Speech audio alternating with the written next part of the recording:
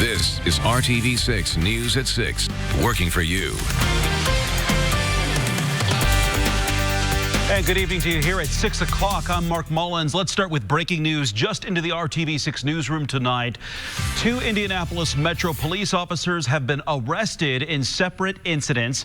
14-year IMPD veteran officer Jason Norman was arrested in Hamilton County on charges of domestic battery resulting in serious bodily injury. Chief Randall Taylor has recommended that Officer Norman be fired.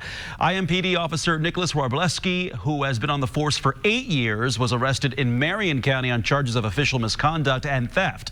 Chief Taylor has also recommended his firing. And by the way, these investigations are not related. The Indiana State Department of Health confirms 33 new deaths from COVID-19. So 1,328 Hoosiers have died from the coronavirus since the pandemic began. The health department says there are 675 new cases of the virus. So far, 23,146 people in Indiana have tested positive for COVID-19. More than 130,000 people have been tested for the coronavirus, and about 18% of them have tested positive.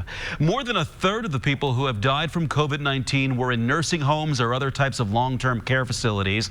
That's 33% of the deaths in Indiana, according to the numbers released by the state this week. Yet nursing home residents make up only about 10% of all positive cases across the state. Although the state has introduced new requirements mandating nursing homes notify families, there's a new push to make that information available to the public. Our Call 6 Investigates team is after that vital information that we feel you need to know during this pandemic. It's information the state of Indiana has refused to provide to RTV6 after multiple attempts. We want to know how many cases of the coronavirus are in each nursing home or long-term care facility, and we want to know how many deaths have occurred at each facility from COVID-19. Call 6 Investigates' Kara Kenny is digging for answers. We've asked the state several times for a breakdown of COVID-19 cases and deaths by facility. The state has refused, citing privacy reasons, even though we've never asked for any patient information. Pam Ellis' mom, Carolyn, lives at Westside Village, a long-term care facility that, like many others, has restricted visitors. It's just been really hard not to be able to see her when you're used to seeing her every day. And very difficult to get in. Calls and calls and calls. But we talked to her a lot. Pam says a nurse told her in mid-April the nursing home placed a COVID-positive patient in Carolyn's room. What in the world? This was not passed on to family at all. This is not the plan. I mean, this is not... I work in a hospital. This is not quarantine. Soon after the news, Pam feared. My mom is COVID positive. She tested positive. I found that out from inside staff, not officially. And so mom is doing okay. I've had staff tell me there's a few scary days there. On May 4th, the state began requiring facilities to send emails and voicemails to nursing home residents and their families with updates on COVID-19 cases and deaths. They're also supposed to share the information with prospective residents. Pam showed us this May 5th email from Westside Village that says, "We have 15 positive cases of COVID in the facility. Staffing is looking good. Still at 6 deaths related to COVID." Pam says the numbers do not add up with what the nurses have told her. I still feel like from calls that I received on April 22nd from inside staff that the numbers are higher than that. Pam says nursing home staff told her in mid-April there were 8 deaths. She says Indiana nursing homes should be required to report COVID-19 cases and deaths to the public, for example, on the Indiana State Department of Health's website. I think it's very important because I feel like otherwise there could be much deceit and cover up and, oh, this was a natural progression instead of honesty that it is COVID related. Not natural deaths. The state has denied Call 6 Investigates requests for nursing home data, citing privacy. We filed a complaint with the Indiana Public Access Counselor, who's looking into it. We also continue to reach out to county health departments. Some, like Johnson and Boone counties, have started releasing breakdowns of nursing home deaths by facility, and some nursing home operators have done the same. But by and large, the public is still not seeing this information. This is life and death. Representative Ed Delaney is calling for the state to release COVID-19 cases and deaths by facility. And we can't hide this. He points out nursing homes are dependent on Medicaid and Medicare, which are paid for with your tax dollars. And he says the public should be able to know where COVID hotspots are. I'm calling for open information as to which nursing homes are having what problems. That's important to the staff. It's important to the public. It's important to people choosing nursing homes. It's important to the legislative funding of this industry. Pam Ellis feels stuck. She says Westside Village did not allow her to see her mom through a window until after Call 6 Investigates started asking questions. And she can't transfer her to another facility because she's tested positive for COVID. Pam filed a complaint with the state's long-term care ombudsman, a state mediator of sorts, but she says it didn't help. She does want to make it clear she's not upset with the nurses. They're the heroes in this. They really care for their residents they've been taking care of for years. It's like a family. But it would be nice to have honesty. If your family's nursing home is not providing this information, you can reach out to the State Department of Health at this email address. We also want to hear from you, and we're putting our own database together. You can find out how to do that in this story in the RTV6 app and the IndyChannel.com. Reporting in Indianapolis, Kara Kenny, RTV6. Well, we reached out to the operators of Westside Village, and we are still waiting to hear back. Call 6 Investigates took family concerns to the governor and state health commissioner this afternoon. We asked why some county health departments are releasing this information and not the state. The local public health officers and public health departments have the right to release that information if that's something that they're comfortable with, and they've worked with those institutions and feel that's important for their community. I continue to support releasing aggregate data, and I continue to say that we have posted on our website the availability for anyone who is having issues as a family member or a resident with getting this information to reach out to us, and we will investigate that for them. According to the Kaiser Family Foundation, 43 states, including Indiana, are reporting at least some level of data about cases and deaths at long-term facilities. 9 states are reporting fully comprehensive data, including Illinois and Oregon. And some of our other neighboring states, like Michigan, are reporting data at the county level.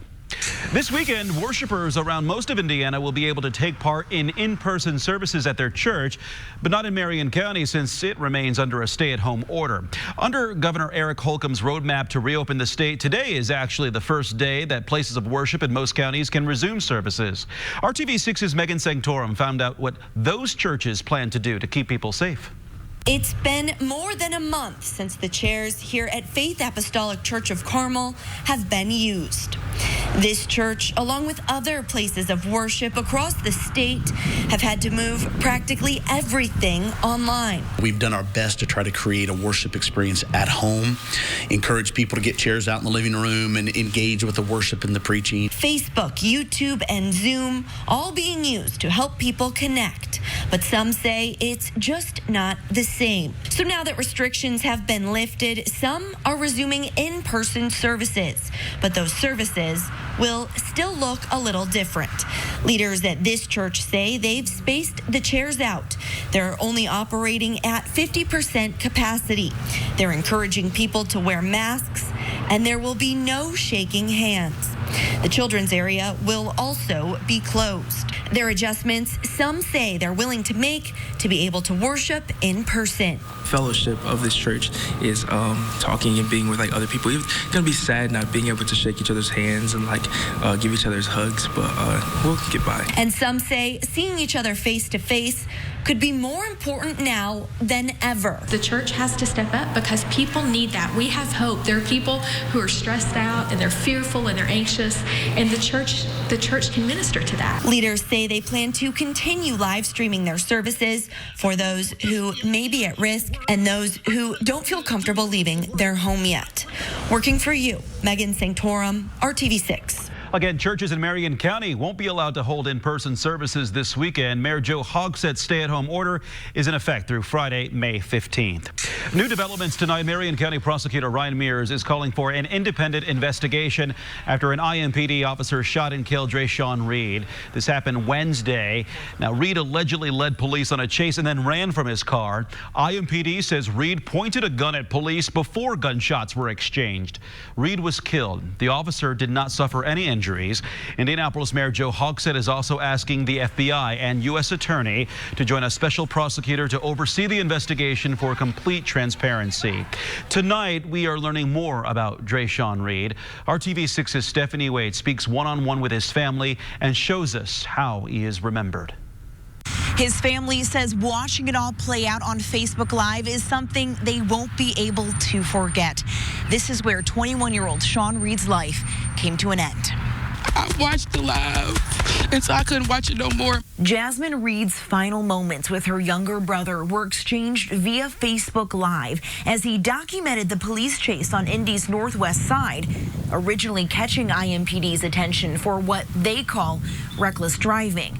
Eventually, Reed got out of his car and ran. Police say then exchanging gunfire with an officer who later shot and killed him. I knew my brother thought the situation was just going to go differently. I know he did. I know my brother didn't think they was going to shoot him down like that. He was scared. Shawn as he went by, but Dre to his family was the life of the party. His sister saying he was always smiling.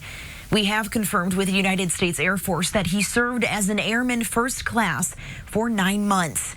They say Reed did not serve a full recruitment contract, but can't share why under the Privacy Act. His sister says she and their family are absolutely devastated by this. They love him and feel it could have gone differently. The chase was wrong. My brother was wrong for doing the chase. That's right, but my brother definitely did not deserve to be shot like that.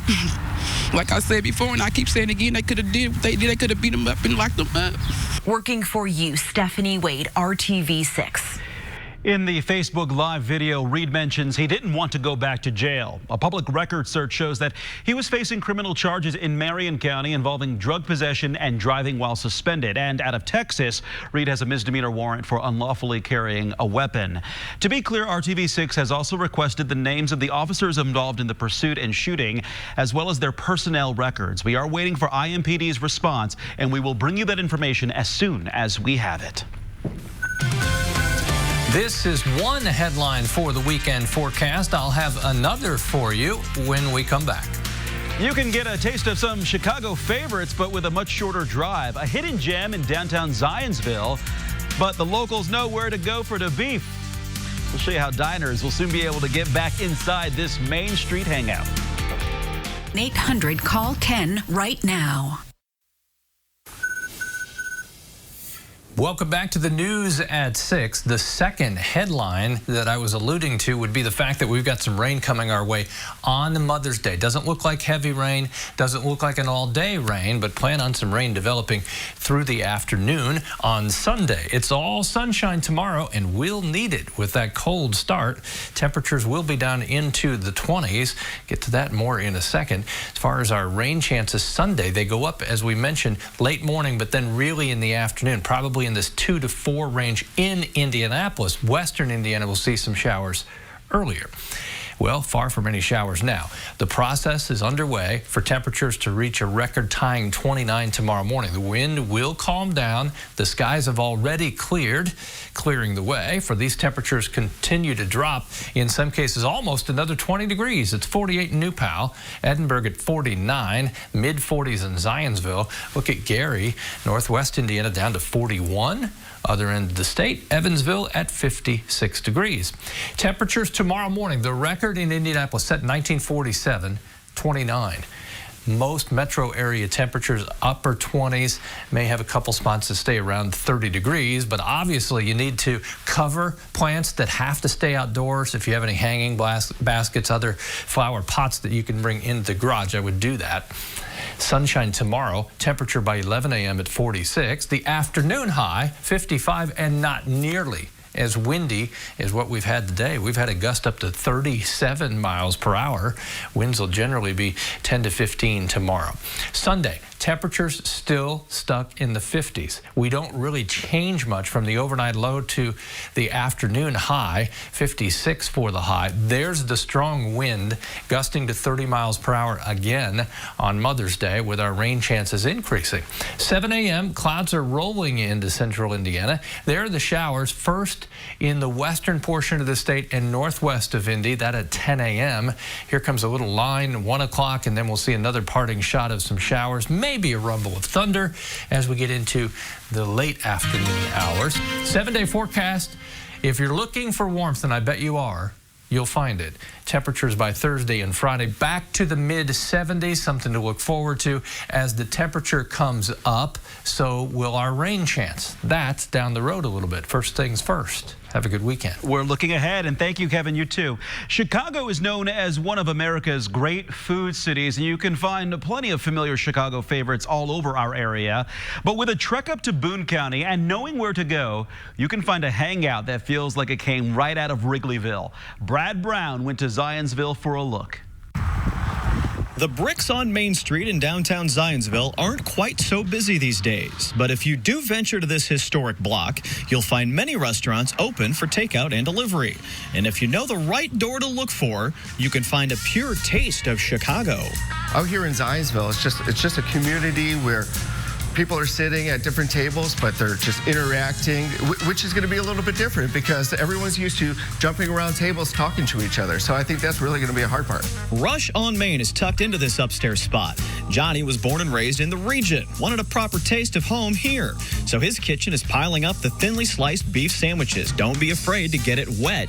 Making it in-house and slicing it in-house. Real thin, great au jus that we make. And they're loading up the Chicago dogs with ingredients shipped in directly from the Windy City, neon green relish included. Most of our food comes in here daily, which is really hard, especially now because it's hard with our vendors to bring stuff in here right now.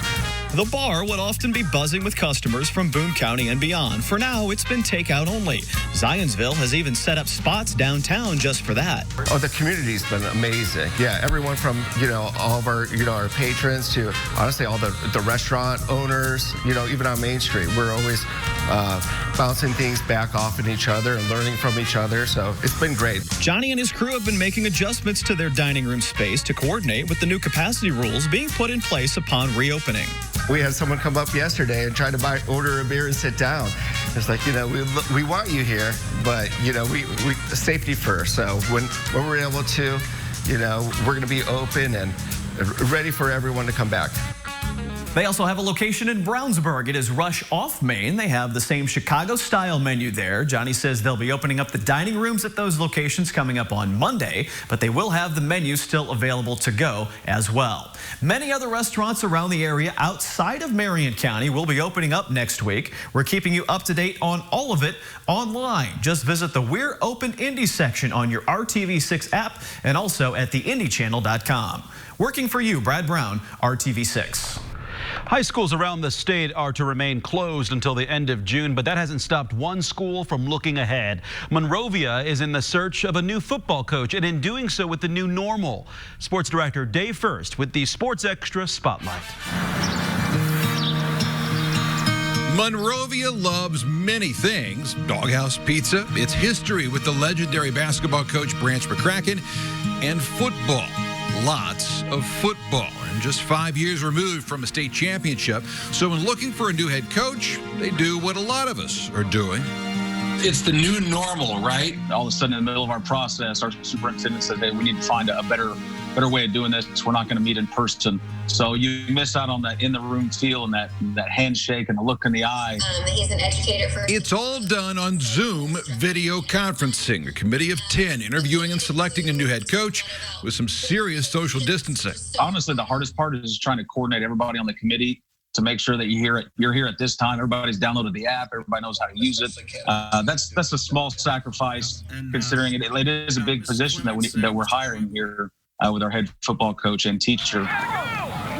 There's no question what that person will take over. A group of hard-hitting kids and hard-working. It's simply the way it's done in the heart of Morgan County. and they want to get back to it. Here's the crazy thing. We're not even sure in the fall what's going to be able to happen. Nobody can be in the buildings through the month of June. Those things are certain. What's uncertain is what's going to happen after that. The stadium remains eerily quiet these days, and who knows when the lights will be turned on again and when the press box will be filled with the aroma of that doghouse pizza. No question, these are strange times. As the athletic director at a high school, you had the unfortunate duty of telling kids spring sports are going to be called off, and that's heartbreaking stuff. You know, you really just hope that in their time here that they learn, you know, some really good lessons, and they become really good citizens as they move on in life, and then that the student athletes after them kind of take their leadership role and run with it, and hopefully that extends their legacy. The games will resume one day. After all, it's one town, one team, one dream. And a lucky new coach will lead them there. Day first, RTV6 Sports. It's the RTV6 Senior Salute, honoring the graduating spring sport class. Tonight, a trip to Eminence High School and the Eels baseball team. Looking forward to closing out their final season. Warriors in the weight room. That's paid off for these four, including Julian Wingler-Webb, Colton Bales, Jacob Fugate, and Zeke Newton, who plans to play baseball at Vincennes. They were the defending Greater Indianapolis Conference champs. They'll carry that great leadership after graduation. I'm Dave First with another RTV6 Senior Salute. Victoria Sparks, and I approve this message.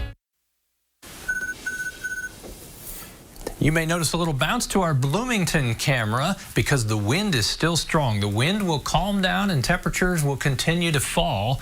We'll be in the 20s in the morning, but a nice recovery. Lots of sunshine for your Saturday with a high of 55 degrees. I think a lot of people needed to hear that. Thanks, Kevin. We're back with you tonight for RTV6 News at 7. World News is up next.